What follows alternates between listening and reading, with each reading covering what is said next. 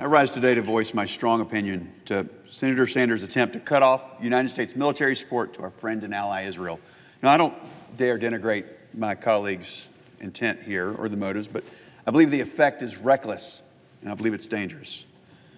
And I believe it will lead to the loss of even more lives. We need to remember some basic facts about the difference between the two sides of the conflict here. Israel is Middle East's only democracy.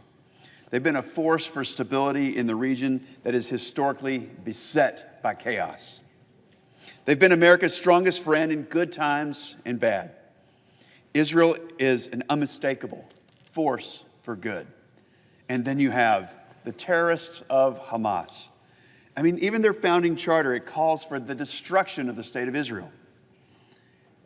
Hamas's largest benefactor, Iran, it lends its material and financial support to this cause each and every day. They intentionally target civilians. They target civilians. They fire rockets into crowded markets. And they preach not just death to Israel and to the Jewish people, but death to America.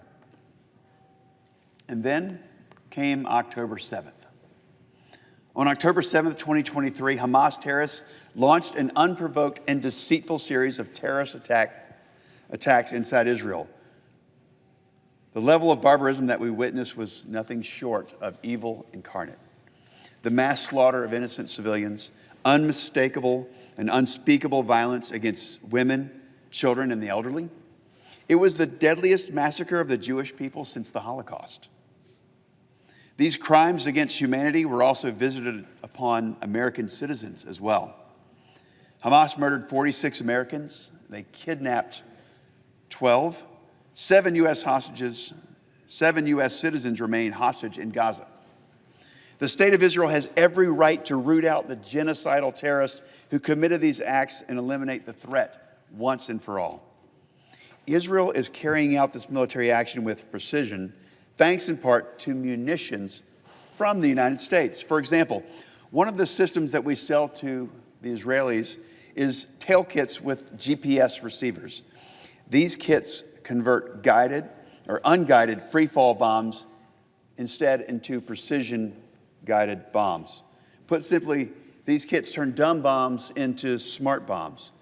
But Senator Sanders' proposals blocking the sale of these systems to the Israelis, and apparently Senator Sanders would prefer that Israelis use less accurate weapons to eliminate terrorists.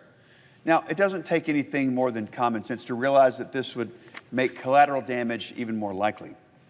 In Senator Sanders' zeal to undermine our ally, he would make it more likely that Palestinian civilians who Hamas intentionally uses as human shields, that civilians could be killed. The bottom line is this: cutting off U.S. support for an ally in their time of need is just unbecoming of our country. To hamstring the very nation trying to defeat the perpetrators of the October 7th carnage is insulting to the Americans who were murdered and those who are still held hostage.